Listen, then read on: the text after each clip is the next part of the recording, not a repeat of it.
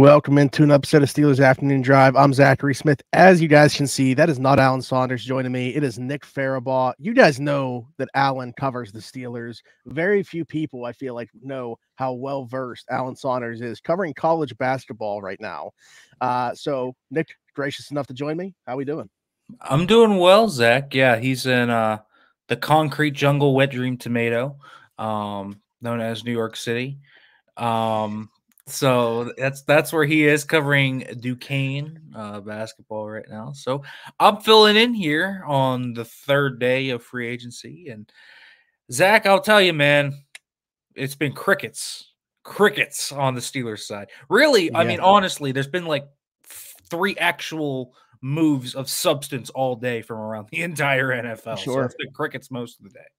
Yeah, and we want to talk about, probably largely why that is the reason. We're going to talk about some pro days that are going on today as being, how that plays into this, which, by the way, we could have a separate discussion about like the scheduling of these things being together and stuff like that. Obviously, they need to take place before the draft, but like during the tampering period and then early free agency, probably not the best time, especially for, a Georgia pro day, but we'll talk about that down the line. Nick, last night, this is after we had recorded and everything like that, something that we had widely speculated about, a Diontae Johnson trade does go down, going to the Carolina Panthers for Donte Jackson, also a pick swap. Steelers moving their 7th round pick to get up into the 6th, and obviously swapping there. But let's talk about this trade. I think that, it was widely regarded on Twitter as not a very good one, or at least not what they expected to get in return for Diontae Johnson here. What was your initial reaction on it? And is your current thoughts still the same as the initial reaction? I mean, it's not a good trade. Steelers came out as a worse team because of this trade. Now, are my thoughts better than they were initially? Maybe a little bit. Donte Jackson's, I like Donte Jackson a little more now that I've watched some of the tape. But listen, man, I mean, you lost a good wide receiver and you got an often injured, solid, but not spectacular corner too. So you do fill one hole, but like you create another gaping one and they still need corner. And that's not a slight at Donte Jackson. It's the fact that he's on a 1-year deal still. He's often injured. He's 29 years old and they really needed 2 or 3 corners anyways. So they need cornerback still. And he's not a versatile inside-out guy, so you still need a slot guy.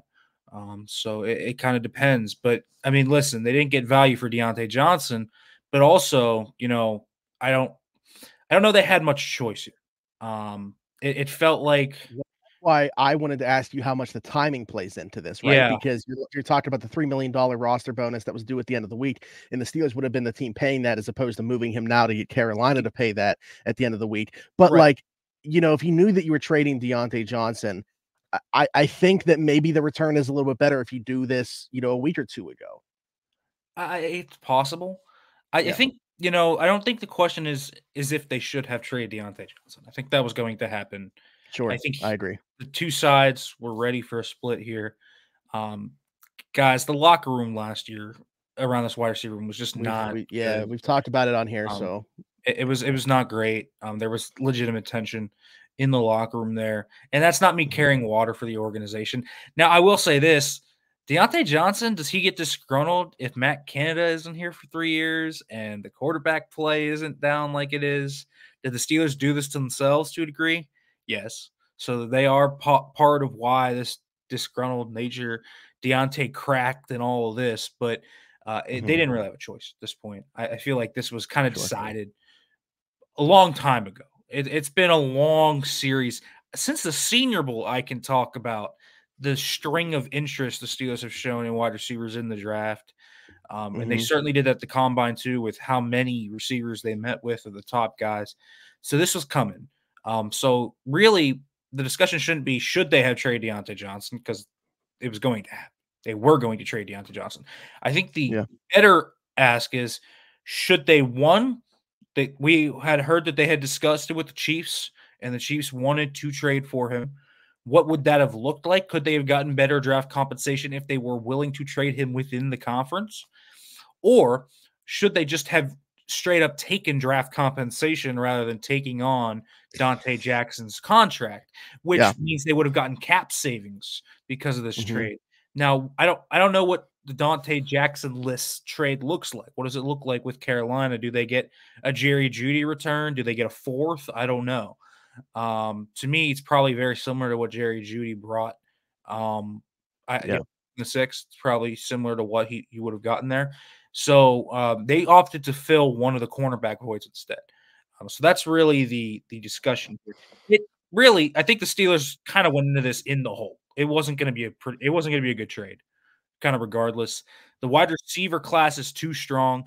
Diontae Johnson is on an expiring contract, and his stock has been hurt by a few less productive years than he has put up in the Matt Canada offense. So it's not going to be like you're going to get, a third or a second round pick. So really, once you decide you were going to move him, and they did decide they were going to move him, you were probably going to get a pretty minuscule return. So the return, it's not great.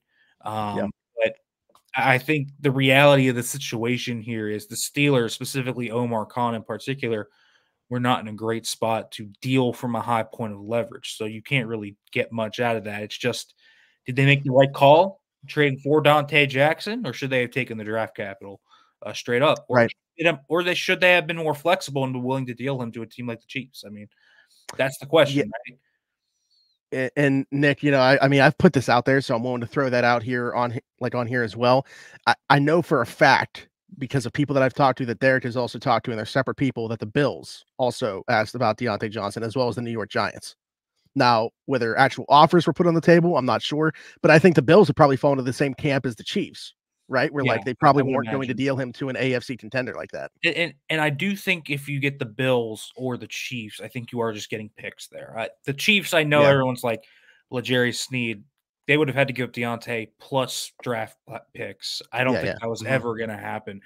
I think if they were going to get Sneed, they would just straight up trade draft picks for him rather than a Diontae deal. I know that was like a good talking point, was people like, oh, dude, Diontae for Sneed, like, never really was a realistic option, in my opinion.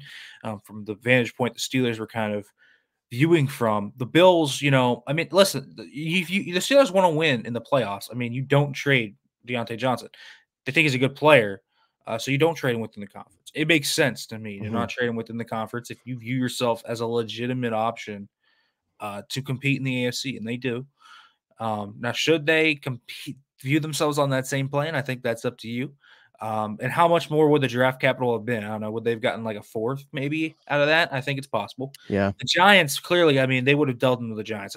I think we can probably agree here the Giants offer just was not as good as the Panthers offer. Like, Donte Jackson was probably the best player they could have gotten. Like, so, I mean, from that point of view, yeah.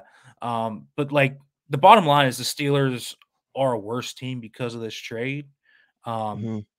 And some of it was just inevitable, but it creates another need. And I want to say this, it's not because I don't have confidence in them filling that wide receiver room. I think they're going to be fine at receiver. Like, I think there's enough receivers out there in free agency in the draft. Like, they should probably be 3-4 deep by the time the season comes to wide receiver. Like, I think we can agree with that. It's just the fact that at some point in off season, they don't have like an unlimited amount of resources here with cap and all of that. So they have so many needs. I mean, they need a slot corner, a strong safety, D-line depth, tackle, center, receiver, 2 of them now. We talked about how, in my opinion, they needed 3 corners coming into this offseason. Well, they have one now in Dante Jackson. Probably they filled the most pressing of those in the corner 2 role. So that's nice to knock that one off. But it also, I don't think Dante Jackson is the type of player you get where he knocks corner off the list of, if that right fit comes along, you make that move, say in the draft or wherever. So corner is like still firmly on the table. It's like, okay, corners need urgency was at like a 10. Now it's at like a 6, and receiver was at like a 5. And now that's at a 10. So you still have needs across the board. There's just so many needs. So I'm interested to see how Omar Khan is going to try and wheel and deal to get all these needs.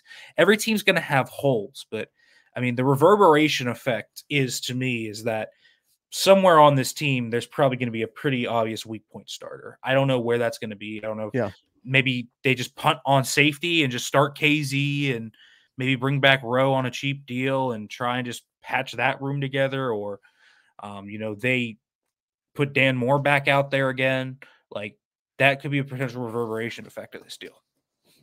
I want to ask you too how much you never want to isolate good players out of an offense, right? Like, you'll make it work with good players. But I had said if this offense didn't have a Diontae Johnson, I don't know that you're going out and looking specifically for a Diontae Johnson type player to fit Arthur Smith's offense, just because he's not typically the type of wide receiver we've seen within that offense, or at least thrive within that offense. So how much of it to you is that? How much of it, like, how do you balance it? Like, Diontae may be pushing for this deal to happen. A new contract wasn't going to happen. They just wanted to shake up the receiver room, and that's why you bring in coaches like Arthur Smith and Zach Azzani, guys that are notorious, like hard coachers, disciplinarian type coaches.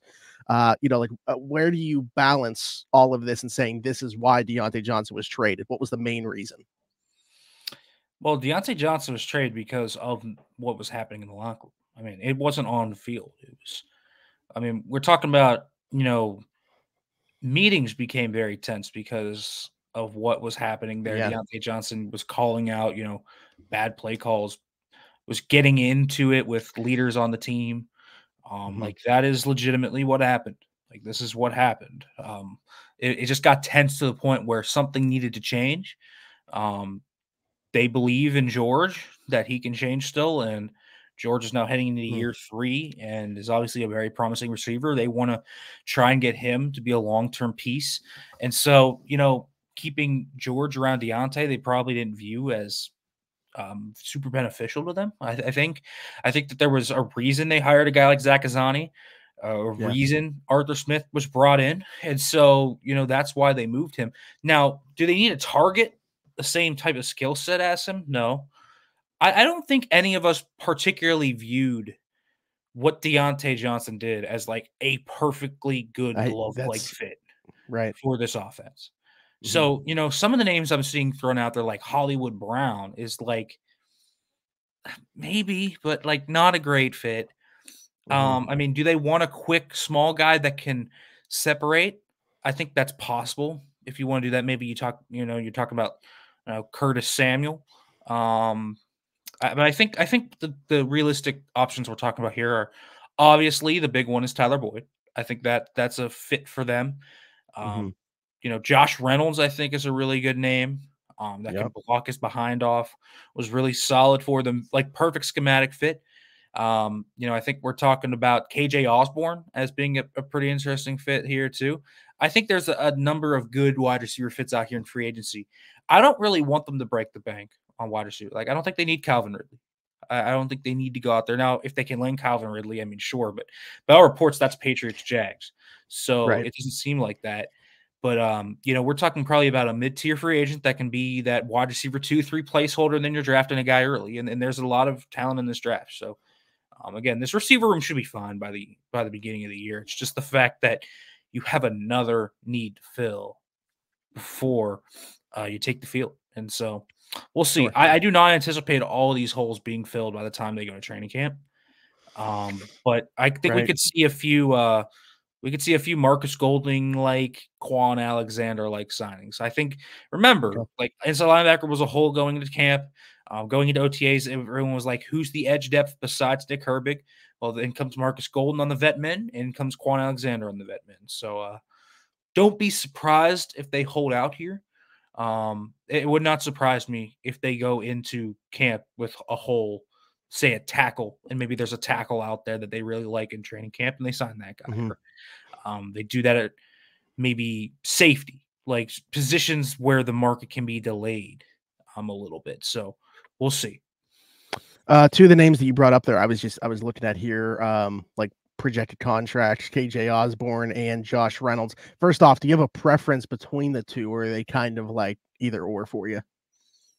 I think Reynolds is a more natural fit, but I do get Osborne being a different type of receiver than they have on the roster, and being that kind of field stretcher, smooth route runner that you can work with. That's a really hard worker still. So I think I like Reynolds is going to be a little cheaper. is what I think is going to happen here. Yeah, I would say the projections are 2 years, 15.5 for Osborne and 2 years, 14 for Reynolds.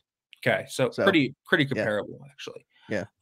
Reynolds is probably a better fit just because he blocks really well. He's kind of comes from a similar offense, which is run heavy, play action, make catches in traffic. He fits their offense really well. So I get it with Josh Reynolds kind of fitting in there really well. So I don't really have a huge preference. I think I would probably go for Reynolds at a little cheaper just because I like to fit a little bit more naturally. But hey, man, they got to add a receiver before the draft.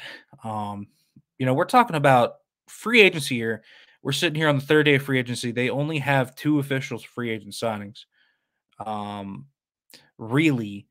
have 3. I forgot Cam Johnson. I'm sorry. I forgot the punter guys. So they have Cam Johnson, Patrick Queen, and Russell Wilson. So they filled 3 holes that they needed to fill. But all right, what's going on at corner still? They probably need to add another corner, whether that's the slot or outside. And then they need to look at safety. They still need someone there to replace Keanu Neal. Then they need to look at receiver. They need to add someone at center. And then I think they'd probably leave tackle beat, but wouldn't surprise me if they added a cheap tackle in there somewhere. And then they need D-line depth. I think that's obvious.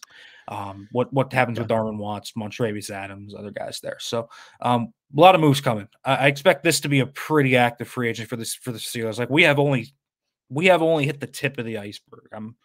I'm pretty confident Omar Khan is going to be wheeling and dealing over this free agency period. Speaking of the wheeling deal, we've talked about the Diontae Johnson aspect of things, but Dante Jackson coming back in the trade. By the way, like saying those 2 names back to back, they're just so similar. I almost want to say like Diontae Jackson and Dante Johnson, but Dante Jackson, the corner coming over from Carolina in this deal.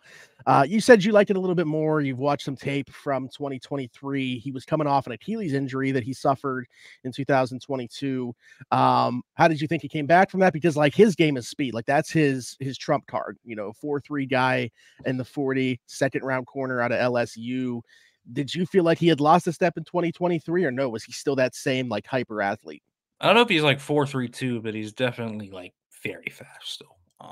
Probably sub 4.4s. He might have went from like 4.32 like 4.38. Like he could fly still. The recovery speed's there, which is good news because the Steelers need to get faster on defense. We talked about that a ton, and they did. Patrick Queen and Donte Jackson immediately makes them much faster. Now, just because you're fast doesn't mean you're good. But Dante Jackson is kind of a fascinating player. We're talking about a guy that plays, in my opinion, with his hair on fire. He's feisty. I like the dog he has in him, but he's a smaller dude. It's important. He's kind of a different corner than they've had really in a long time. They don't have a lot of these 5'10" slider corners, but that's what he is. So he's a little bit of a different player. So he will come down and run defense, and he will participate. And he's willing, but sometimes his size gets the best of him. He's more of an ankle kind of tackler. He kind of bites at ankles at times, but man, he tries. So I'm glad that he's willing. And with more speed on a defense, theoretically, even if you can slow a guy down like that on the perimeter, your teammates should be able to corral with them. But tackling in space can be a little bit of an adventure at times. So that's something to watch. In coverage, it can be so-so. He's very inconsistent. But I thought he had more man coverage ability than the Panthers let him do. They ran a lot of zone last year. The Steelers were a very zone-heavy team last year. As you would imagine, they did not have a fast secondary, so they played a lot of zone, didn't play a ton of man, or they played man to one side, and it was almost always Joey's side. Dante Jackson will not be asked to be a corner one in this system, so that is good. So he will have to face corner twos. But he does get a little over aggressive, so he'll bite on double moves and kind of bite on little cheese fakes like that. But he's a guy that makes sense to me as a guy you can play in man-to-man. I liked his man-to-man tape. Sometimes he gets a little over aggressive, has some ball skills. I know the 0 picks will show up on the stat sheet last year, but 14 career picks. He had 3 dropped interceptions last year. Like the ball was on his hands. He just should have had picks. He just dropped them. Mm-hmm. So the ball does find his hands at the very least. So we're talking about a guy who is interesting. He's pretty fluid, and he's got straight line recovery speed. So I think he fights hard, and I like his temperament. So I think he can be a solid corner too. He is an upgrade over Levi Wallace and Patrick Peters. I think that is the one thing that I Yeah. feel like is like good, right? Like this Mm-hmm. is an upgrade over last year's corner too. So this is solid enough. But is he like elite? Is he like the long-term answer? Probably not. And he's got a pretty hefty cap hit. They're going to do something about that, whether that's a pay cut and That was my extension. next question. Yeah. Yeah, something's going to be done about that. 100%, Zach. Like they got to do Yeah. something about it. It's Well, Nick, they liked him, and there was interest last year, apparently, going back to the trade deadline, right? So, like, or I'm sorry, maybe not last year, but at one trade deadline they had interest in him. It could have been last year. I don't remember. I just saw it. But if they liked him enough to show interest, then there was interest when he was coming out of the draft. Like, is this a guy that you think is an extension candidate, or like that's not even they wouldn't do that right now? Like, they want to see him play in their system first. I mean, I suppose it's possible that could happen. Do I anticipate the extension happening? Maybe not. The Steelers don't have like a ton of leverage with him either. I mean, like, what are they going to do? Cut him? No. So he realistically could say, no, I'm not taking a pay cut, right? And just say, play me out of my deal or cut me. And the Steelers probably aren't going to cut him. So I would imagine what happens is maybe they do a 1-year extension, add that on. Again, he's only 29, so you probably could Mm-hmm. extend him 1 year, make that year pretty easy to get out of, to where you could cut him next year. So I could see an extension coming on. So yeah, I think it's possible. He's not a player. Again, he's more of a stopgap type to me. I think they're going to draft a corner high in the draft still. I really do. I truly do believe that. So probably talking about a guy that's maybe here for 1 or 2 years. But yeah, they got to do something about the cap hit, get him down, because they got to make more moves. So we'll kind of see. But I expect something to happen there, where that's a pay cut or maybe a 1-year extension. Well, to that point about that, as of right now, unless they get him to take, a reduction or an extension in some capacity, whatever that looks like, they actually are $500,000 negative after this trade. Like people were talking about Diontae Johnson creating cap space. That isn't the case as of right now in this deal with the Panthers. So, maybe they do through some type of other move, but like as of right now, trading Diontae Johnson did not net them any cap space to work with. Yeah, and so I think they need more, right? That's the thing. Like the Patrick Queen deal is only going to cost them 6.13 against the cap. They have more restructures coming. I would imagine something's going to happen with Cam Hayward's contract. Probably an extension there too. So like they're probably going to be able to free up some cap space here. And it's pretty clear that they want to spend a good bit of money. Like I think that's pretty clear. So I think something is coming there. So something has to happen with Donte Jackson's contract. I don't see him playing on the current cap hit. But you talked about the bonus with Diontae Mm-hmm. Johnson. Dante Yeah. Jackson is a $4 million bonus due this Friday too. So that's something to watch. So this restructure has to get done fairly quickly. Yeah. And, I just want to bring this up before we go to the pro day thing that we want to talk about real quick.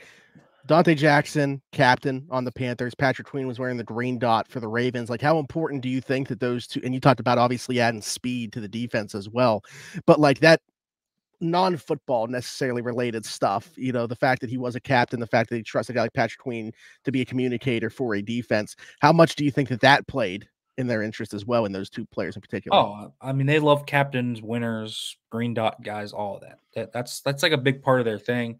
They've been drafting a lot of guys come from winning programs, signing guys that have kind of come from that. Like Sayamalo won a Super Bowl, and Broderick and Pickens and Darnell and all those guys coming from winning programs. So they've gotten a lot of guys that kind of know how to win.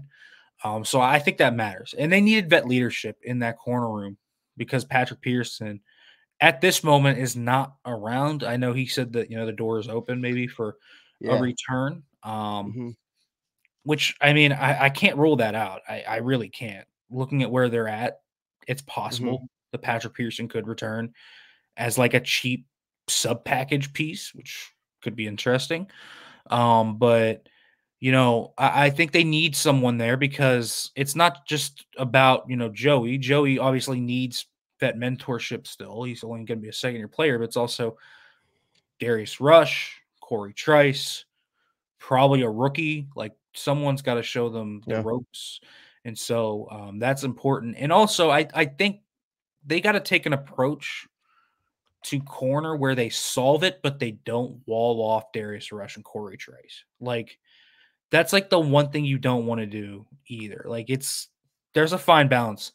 So, I think slot is like the next corner room addition. Like fix the slot.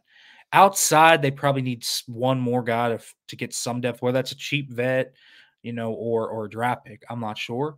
But I think they need someone there, but they can't like wall off Trice and Rush either, because those guys obviously can't be relied upon to be solutions, but are clearly promising enough and have enough upside to where you don't want to close the door on them. Because if Trice comes back this year and is performing like how he was through OTAs and training camp last year, I mean, dude, Trice would have been playing last year. Like, I'm 100% certain of that. And Darius Rush, in like his limited action, showed some things. So, you want to make sure you have the door open for those guys. Sure. Nick, you talked about winning programs and the Steelers' interests in them within that. And Georgia's pro day today, and the Steelers sending pretty much their entire top brass. They sent the house to Georgia to watch this. Marius Mims and Brock Bowers not participating due to injuries. They're going to participate in something on April 10th to showcase for teams. But still, obviously, makes sense to be at Georgia. There's a ton of, I guess in this case, maybe the quantity of players that are there just makes sense for them to be there. But what are your thoughts on that?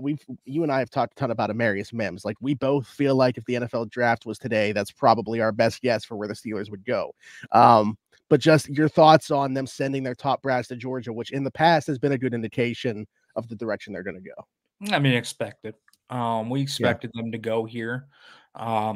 Mims, Lad McConkey, Marcus Rosemy-Jack Saint is there too. He's a pretty good mid-round guy for them to consider. Cedric Van Pran. And then the defense, Terrell Austin was there. So, you're talking about Javon Bullard, Tyke Smith, Kamari Lassiter. There's just so many guys there too. So, it makes complete sense to me for them to send this brass. And those two safeties, Javon Bullard and Tyke Smith, though they played safeties, I think they both are probably better fits in the nickel in the NFL. Yes, so we were just talking about slot corner. So 100%. Yeah. So, like, makes sense to me that they would look there. And so, we talk about guys checking the boxes on these historically, combine formal or heavy Senior Bowl interest, pro day dinner, top 30. Like, those are the four indicators of real interest. And guys that check 3-4 of those boxes are usually the guys they pick. And so we saw this last year with Broderick Jones. We saw it with George Pickens. We saw this with Darnell Washington. We saw it all. It all fell into place. It all made sense. So Amarius Mims is checking off all the boxes. Looks like the Steelers are going to Clemson Pro Day tomorrow, so check that box for Nate Wiggins. Looks like he is checking some of those boxes too. But, I mean, I think it's as notable as it was that they were at Georgia Pro Day, and Amarius Mims is certainly up there in terms of likelihood, and Lad McConkey is as well because they need a receiver. So you're talking about him kind of in that range too. They weren't at Oregon State or Oregon. Now Pat Meyer was there. Their line coach, which shows that they are, of course, interested in Taliese Fuaga and Jackson Powers Johnson, but we know dating back to Marquise Pouncey through Broderick Jones, every single first-round pick for the Steelers, Mike Tomlin or the GM has been there, or both have been there. So that's just a note to keep in mind. If you are following that rule, Jackson Powers Johnson and Fuaga are not on the list. But let's be real, man. Like, they just don't go like far out west. They just do not. If I will say this, if they're gonna break that mold this year, it will be the year. Like, if Washington Pro Day comes and they don't go to Washington Pro Day, I'm just gonna assume they're never going out west. That's true. Who's their West? Is Mark Bruner their West Coast scout? Yeah, Mark Bruner is out there, and Dennis McInnes as well. What a job! Yes. So yes, I mean, Bruner, dude, is like Mark Bruner's. I believe. I'm not sure if it's his son or his nephew. Carson Bruner is on yeah. Washington's team. So they obviously know Mark Bruner a ton. So like the Steelers have a lot of intel on the Washington guys. But you want to talk about wide receiver interest? If Yeah. they don't go out there to see Rome Odunze, Jalen Polk, and Jalen McMillan, and Troy Fatanu, and Edifon Olafosio, and all of these different guys that you can just list off, Roger Rosengarten, like Dylan Johnson, like Michael Penix. I mean, there's just so many guys. Devin Culp, like there are so many guys in that Washington. They'll be there. I think. If they don't go out west for that pro day, I'm telling you, who else? When is never that? going out. Do you know what day that is? Huh? You know what day that is? Washington pro day? Yeah. I am not sure. I haven't looked that far ahead. I know tomorrow is Clemson. Let me see where Washington is. Washington pro day is on the 28th. Okay. I'm trying to see here. North Carolina, Rutgers, Marshall, Howard, Duke, Charlotte, Big 12 pro day. Yeah. I would imagine they'll be at Washington. Yeah, I mean, I don't know what they're going to do for the Big 12 pro day. It'd be funny if they sent the house to UNC to see Drake May. That would be interesting. I don't anticipate that happening. They're actually there to see Tez Walker. But might have somebody there to see Tez Walker, but Zach Azani, get ready to go to Seattle, buddy. That's all I'm saying. I'm almost certain he will be there. So I don't know, man. I like, are they ever going to go west? I don't know, but if you take that history into account, technically Jackson Powers Johnson and Tyler Essefua did not fit. So keep an eye on it. I am almost certain as well both of those guys are coming to Pittsburgh for top 30s. Don't have an inside source on that. That's just common sense that they're probably going to meet with every top. That's the source, common sense. Yeah, source is common sense. You're right. But I didn't have someone bring it down and tell me yes. I did have a source tell me that Troy Fatanu was coming, though. So Troy Fatanu is coming for a top 30 visit to Pittsburgh. There we go. So there's 2 confirmed dogs coming to Pittsburgh. Dylan Johnson was one of the other reported guys. Yeah. So we'll see. But only pro day they've shown up so far is Georgia. They're going to Clemson tomorrow. So we'll see. And then I don't know. Do they on the 15th? Do they take a trip to Happy Valley? It's possible. All right, Nick. Before we get out of here, I'm going to put you on the spot. Your best guess. What happens next? What happens next? Yeah. All right. It's either going to be. It could be as vague as position or as specific as a specific player. I'm thinking it's either safety or receiver. Those are the two ones that make sense, and I think it's going to be a safety that can play safety, but has also played in the nickel. You know what? I'm going to call it. The Steelers signed Julian Blackman. That's going to be my next one. That's going to be my next. There it is. And I know I'll love it. I know a lot of people that are going to love it. I'm in a group chat that has been talking about Julian. It's been a little bit quiet on the Julian Blackman front. I haven't really heard much about him. So the only thing I saw is that he unfollowed the Colts, which is par for the Colts time of year. He's out of there then. That's how it works. Hey, man, the Colts have been talking to Justin Simmons and all these other guys, so it does signal is he going to be back? So maybe. Yeah, I would love to see it. All right, Nick, tell the people they can find you. Yeah, you can find me on X, Twitter, at Farabaugh FB. Make sure to read SteelersNow.com. Subscribe to the YouTube channel. Do all that great stuff, guys. There we go. Like, subscribe, hit that notification bell down below. Hit us in the comments with your thoughts on anything that we talked about. Let's get some predictions from you guys as well. Who do you think is the next domino to fall for the Pittsburgh Steelers in free agency? Leave us a 5-star review if you're listening to them somewhere else, Apple, Spotify, wherever you get your podcast from. You guys know the drill at this point. For Nick Farabaugh and myself, thanks for jumping in and taking another ride on the Steelers Afternoon Drive.